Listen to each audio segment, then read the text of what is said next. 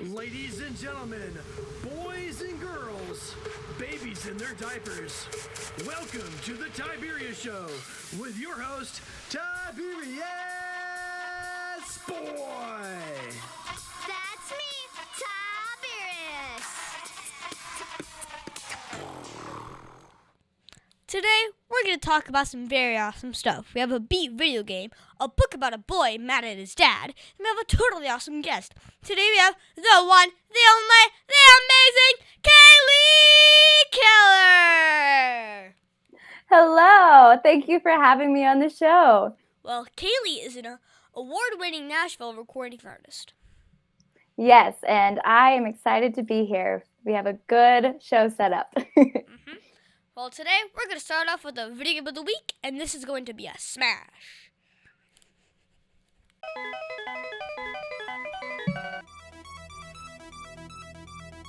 And now it's time for the video game of the week.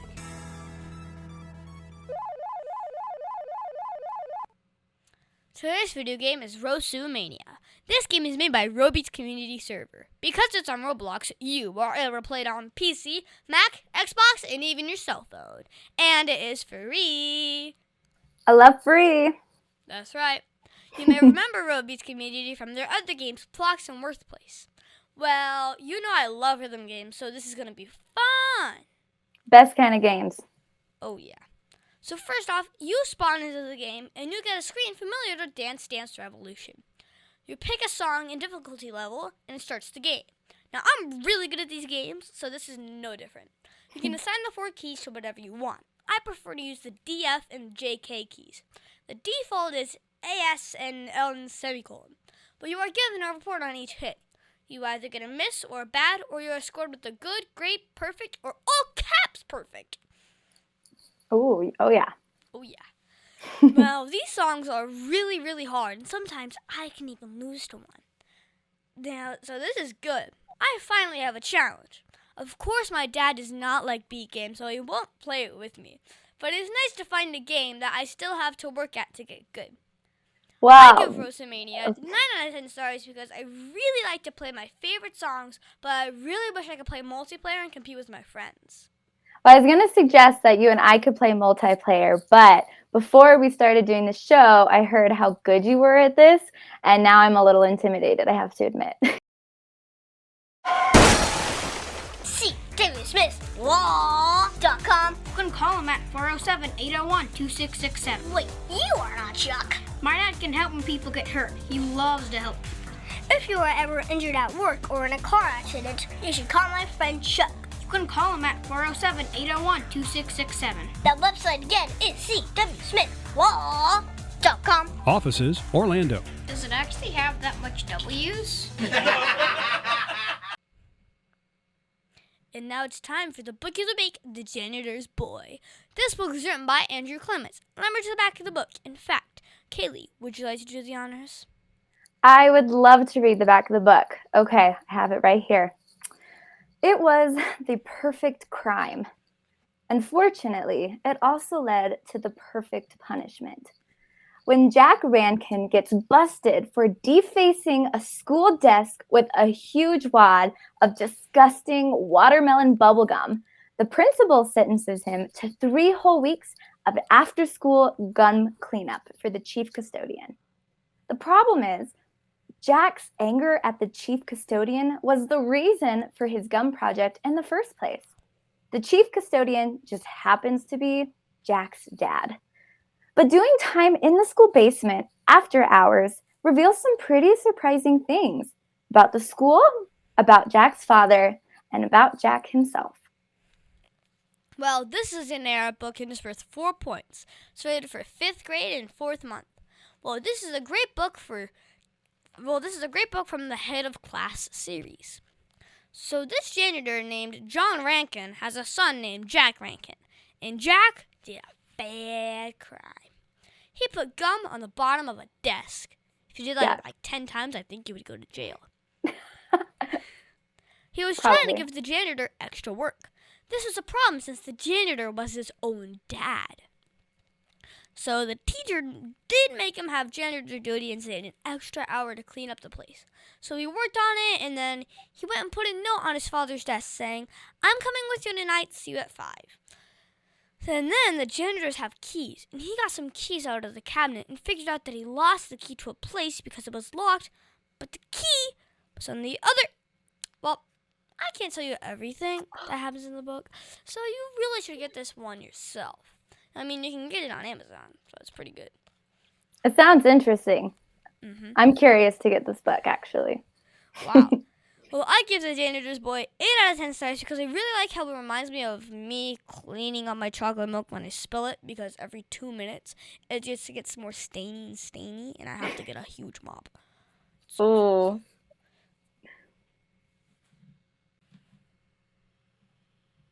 And now it's time for the interview of an interesting person. Today's guest is going to be so much fun. Today we have the one, the only, the amazing Kaylee Keller. What an introduction. Thank you. Well, you're welcome. And Kaylee is an award-winning Nashville recording artist, and she's an actress as well. Yes, I enjoy music and acting for sure. Oh, yeah. So first off, how are you enjoying being on the show? Well, I am really enjoying this show. I really love how you're already working on your passions at such a young age. And I think people who get to watch this show, you're going to inspire them all over the world. I think it's great. Okay, so I have to ask. It says that you are listed as an independent recording artist. How is that different from just a recording artist? Okay, so that's a really great question. So a recording artist means that I perform and release my own music. So when you put independent in front of that, it means that I am not under a contract with a record label. Therefore, I own and release my very own music. Does that make sense? Yeah, that makes total sense. So Okay, good. how did you get started in being a recording artist? Did you just start to sing and someone noticed you? In a way, yeah. So growing up, I was always performing and doing showcases and talent shows and contests and stuff, even as young as your age, actually, all the way up. And then when I was about 14, I went to this showcase with this organization called AMTC. They actually no longer exist anymore, which is sad because they were great. But I went through there, and then from there on, God really just opened many doors for me. And I was able to do acting stuff and singing stuff. And then I had a development deal and some label interest for a while. So it really just took me on a journey from then on. Wow. So how long have you been doing this? That's a great question. So I've been performing since I was about 5 or 6 years old. My mom actually told me when I was a baby, she used to sing lullabies to me. And it was before I could talk. And I would actually hum back to her before I could even speak. So I've always loved to sing. But as far as being in the industry and making my own music, I started when I was about 15, and I've been doing it since. So it's about 9 years. Wow. So how did you know that this was the go-to job for you? Well, I think, God just made me with this passion of singing. And I knew it when I was really little because I would sing everywhere and I always loved to sing. But when I was about 6, my mom showed me some Shirley Temple movies. Are you familiar with Shirley Temple? You might not have heard of her. I'm familiar with the drink.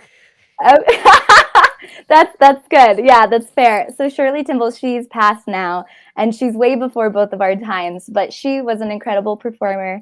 And so my mom showed me some of her movies when I was a little girl, and I realized watching her that I could actually have a career singing and acting and making movies and performing. And I knew I was going to grow up and do what Shirley Temple did. Wow. So Yeah. how is being a recording artist benefit to the world? That's a good question. I think it's beneficial because I get to make music for people all around the world to listen to.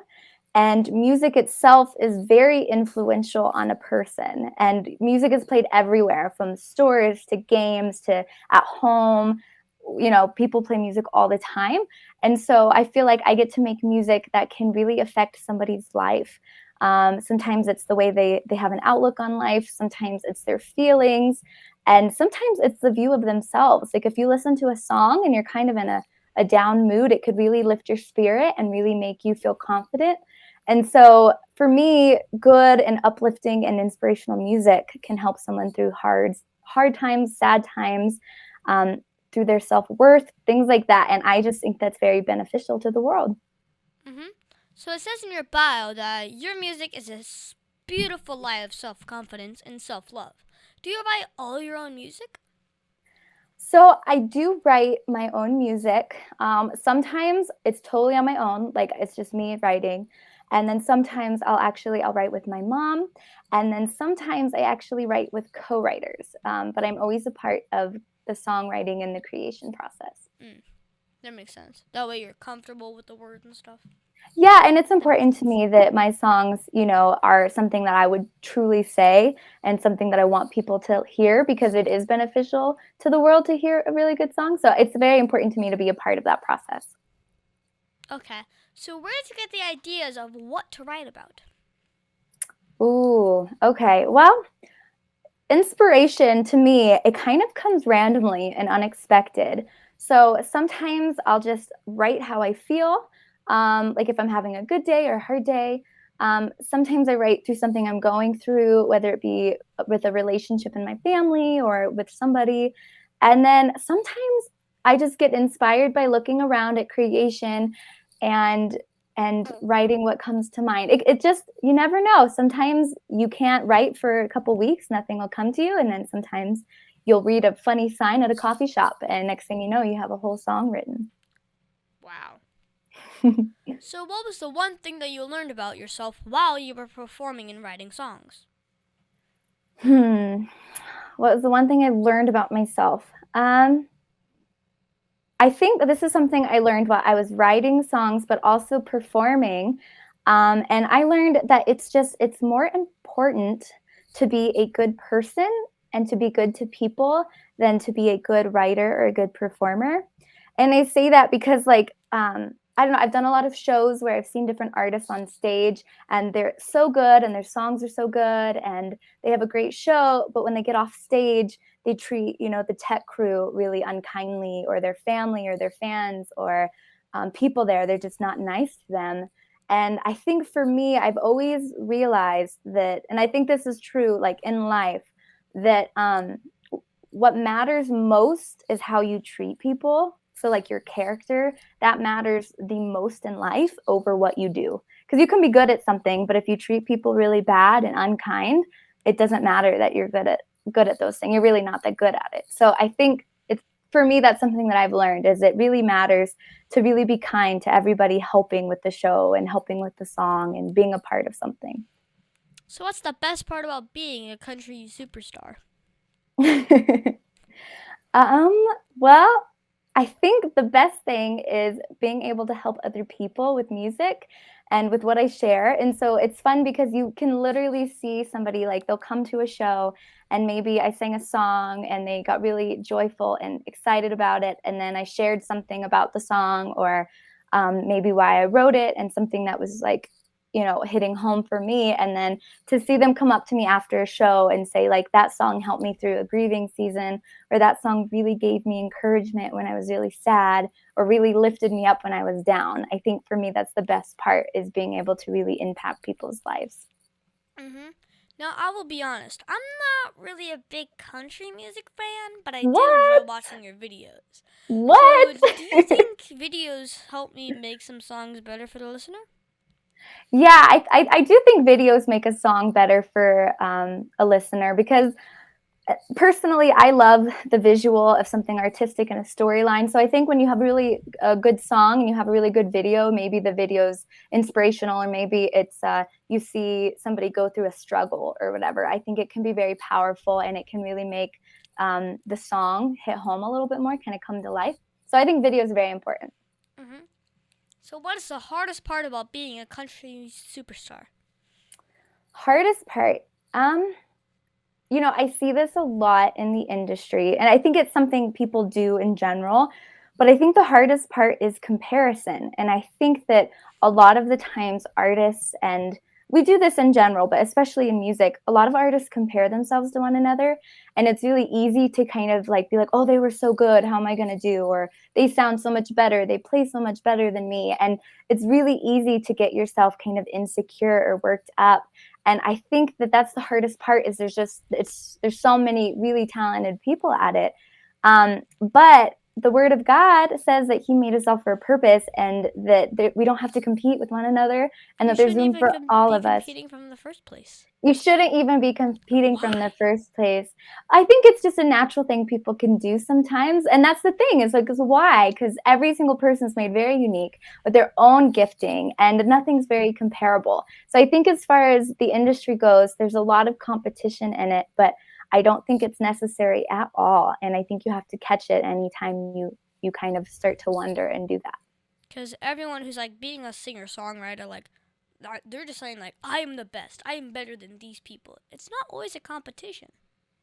Yeah, and I think a lot of times people think the best singer-songwriters are who quote unquote make it. Like, the famous people you would say are just the best at it. And a lot of times that's not true. There's just so many gifted people and everyone has a different journey. So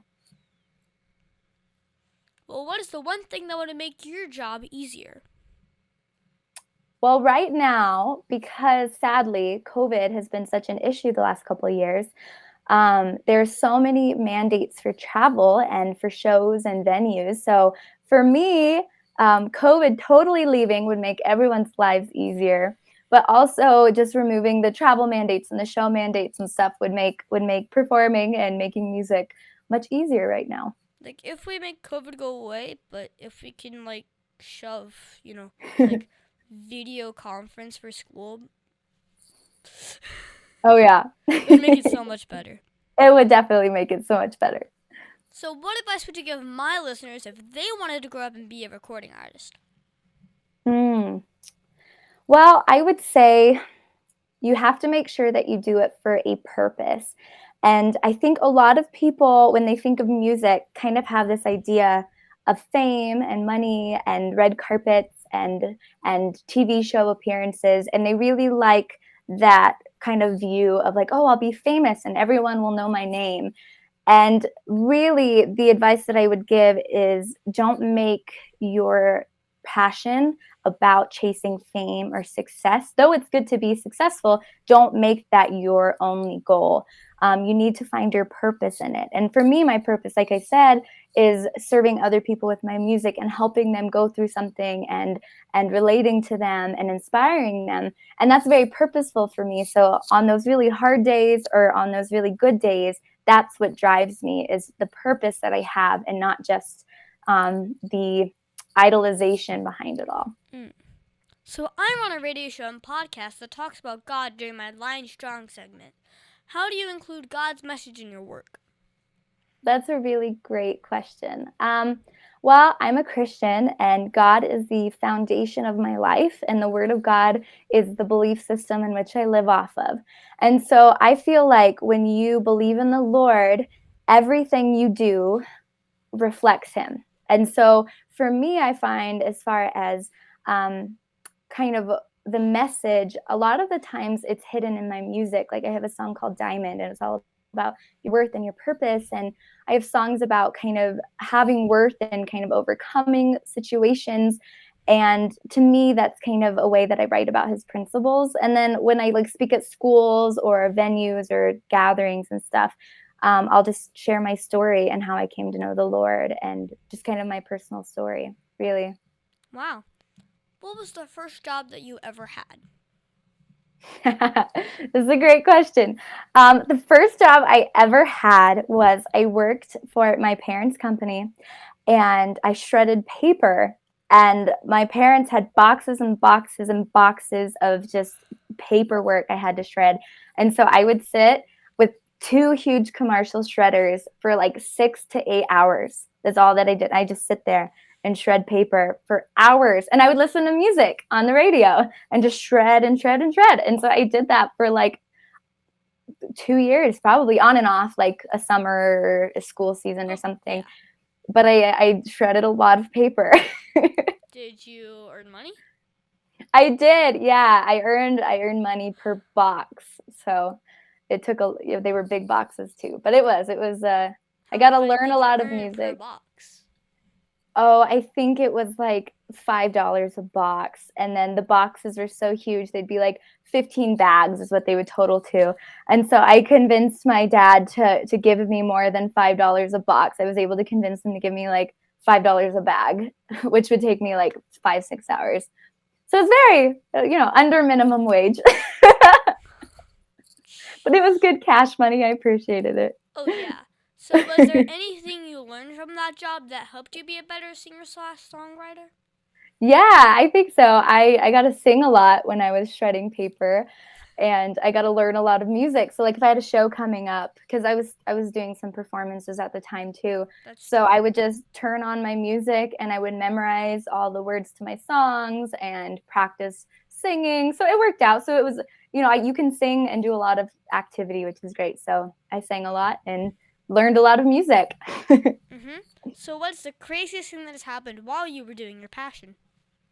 Ooh, so this is like crazy in a good way. When I was in middle school, I used to listen to this album all the time, and it was by Addison Road, and I just loved the song. I'd play it on repeat. And then I also listened to the artist Josh Wilson. It was like Addison Road and Josh Wilson were like, I'd listen to them all the time after school and really was encouraged by their music. And then several years later, when I'm in the industry and I'm recording and stuff, I happened to be able to record and write with my Diamond album with the very same person who helped co-write and produce the album that I listened to in middle school. And then a couple years ago, actually, it was really cool. I got to open for Josh Wilson. And so it was these very full circle moments where I remember being in middle school in class, dreaming about what life would be like outside of school. And then I finally have one. And it was like very much kind of a full circle moment where I was like, I was listening to this in class. How cool is this? So God is very faithful. So what was the biggest mistake you ever made, and how did it change you as a person? Oh, man, the biggest mistake. So I've made a lot of mistakes. I think everyone does.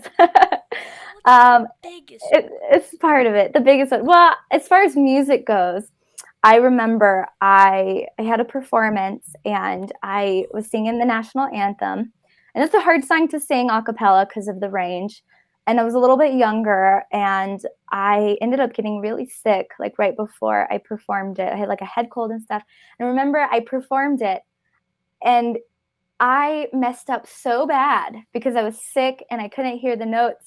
And I ruined it. It was so awful. And I don't even say that lightly. Like it was truly an awful rendition of the national anthem. And it was at this big event. I was opening for like a big music person at the time. And I remember I walked off and I was so embarrassed.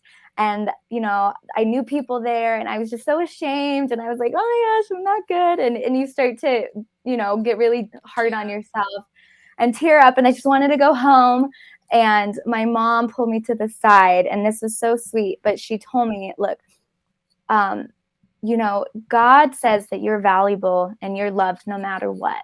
And if you sing really great or you sing really bad, that doesn't change who you are to him.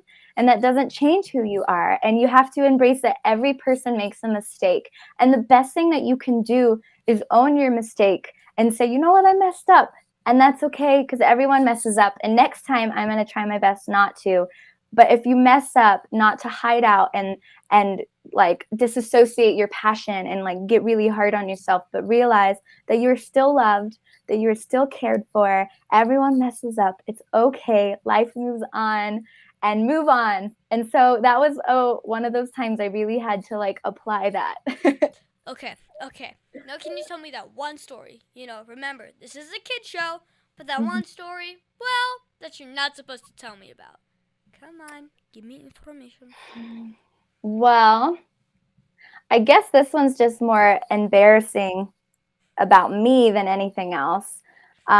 So when I was a little girl, I had a butter obsession. I loved butter. And I was little too. I was like 4 or 5 years old, 5, 6 maybe. And somehow I found this big container of butter in our fridge, and I would open the fridge doors all by myself when no one was around, and I would like scale the fridge and like look for the butter, and I'd grab it and I'd sit on our tile floor and I would just grab it by the handfuls and eat it. And my mom said she would like walk into the kitchen and she would just wipe out because I had gotten all the tile just greased over with butter. And so I'm greasy, the floor is greasy, my face is covered in butter chunks. And this continued, like it was like a literal like butter addiction for me. And my mom said, when you're little, they put like baby locks on like certain cabinets. So they had a baby lock on like the chemical and the cleaning stuff for the house. My mom had to literally take that lock off of the like chemical stuff and put it on the fridge because I just kept like when no one was around, like scaling our fridge and knocking things off for this butter. And the only thing that got me to stop was my mom decided to put a whole bunch of pepper in the butter and like mix it up. And I never wanted it after that. I don't know. That's funny. I still have a butter addiction. Yeah, butter's the best. I think Honestly. it played a part in my blondness. I always tell my mom, like, I just ate so much butter that I'm just like, I look like butter. I don't know. I just blonde and whatever. I don't know. But well, is there anything else you think my listeners should know about you? Well, one thing I think that they should know is if they follow me on social media at all, they are welcome to message me at any time with any questions, whether it be personal questions about my life or my story or my music, or if there's an artist that's listening to this or someone interested in music, I'm happy to answer any questions and give advice. And I think that's really important because when I was starting out in this career, it's people's advice that really helped me get to where I'm at today. So I like to do the same thing back. So I respond to messages and I like to interact with people who want to ask questions. So, well, do you have a website or Facebook for my listeners who want to follow you? I do, yeah. My website's KayleeKeller.com. And it's right like below, you can see my name. You spell it just like that, KayleeKeller.com. And then on my website, it has all my information as well as my social pages. And I have a Facebook and an Instagram and a Twitter that people can follow me at. So, well, maybe we can play Rosu Mania on Facebook because I'm also on Facebook. Yes. I don't know. I'm a little intimidated to play you. I need to practice first, and then we can. I practice up. Mm-hmm. So what is the one question that you think I forgot to ask you? Well, I think your questions have been really great, and I can't think of one. But I would say I have a question for you. Ooh. I would say, so you don't like country music very much. Fine. But who is then your favorite musical artist? Oh, that's a hard one. It is, right? I listen to these songs that's from a video game, and Okay. I don't know the person who made them. Okay, so you But whoever made them, shout out to you. What's the video game? The video game is called Friday Night Funkin'. Okay. It's a really fun game. It's actually a beat game, and that's actually the game that got me into the beat stuff. So all right. funny thing, they actually started making games on Roblox about it. Okay. And they started doing stuff about it. That's why now Rosu Mania is now on Roblox. Oh. All right. Well, shout out. I'm sure the person who made that music score is very appreciative of that. Smart. Well, thank you, Kaylee, for being my special guest. Can you stick around for Math Corners? For math? Okay, I'll stick around. Mid-State Fire has been providing top-quality fire equipment services for 3 generations to the Central Florida area. Don't wait for an emergency to repair. Call Mid-State Fire today at 407-246-8855. Get your fire extinguishers and emergency lighting for both your home and businesses by visiting www.midstatefire.com. That number again is 407-246-8855.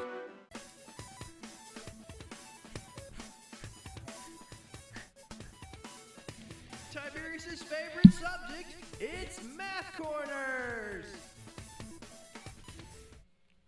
Well, thank you, Kaylee, for helping me with Math Corners. Today, we're going to talk about negative numbers in the distributive property. Let's do it. Yeah. Well, last week, we talked about the distributive property, but now you need to know how to deal with negative right next to the parentheses. So let's say you have negative and then in the parentheses 8 minus 6. Now you can add the 8 minus 6 because of PEMDAS and get 2, and then times it by -1 and get -2. Or you can use the distributive property and take -1 times 8 plus -1 times -6. So that would make -8 plus +6. Yes. Now remember, negative times a negative is a positive. Now you add them together and get a -2. Well, now, just like last week in algebra, we are talking about variables. Well, it's helpful to, be able to remove the parentheses without having the full values for the variables yet. So it makes it easy to deal with unlike terms. Now you can see that even when you have negative values in variables, you have to follow the rules of multiplication. So Kaylee, do you now know all about using negatives with the distributive property? I know some about. I don't know if I know all about it, but I know quite a bit. Yes. Well, you learn it in nobody's taught school. you.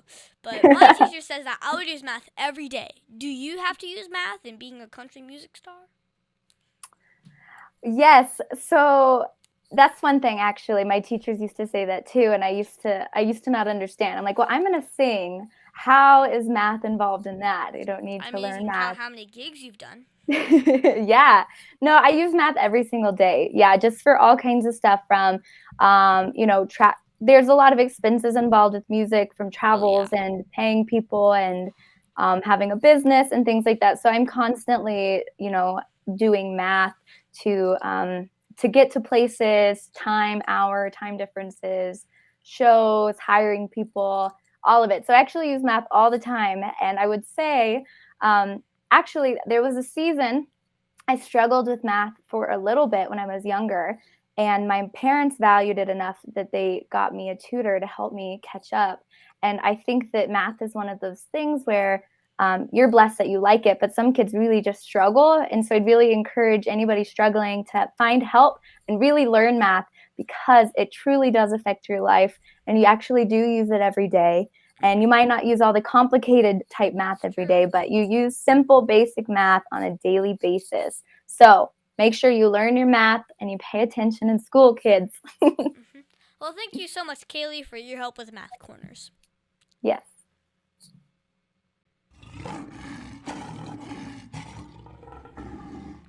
And now it's time for the heart of a lion. As you know, we talk about the qualities of living by the heart of a lion, which stands for leadership, integrity, obedience, and nobility. This week, we're going to talk about nobility. For me, I think nobility is remembering we are God's special possessions and acting in a noble way, showing courage and honor. Well, the qualities of nobility are goodness, virtue, honor, generosity, and selflessness. So last week, I saw nobility with my friend Cash. I was supposed to do my radio show at 3:30 and have some playtime with Cash at 5, but the guest got the times wrong and could not do the show until 6:30. So this was not good. This was going to mess up my playtime.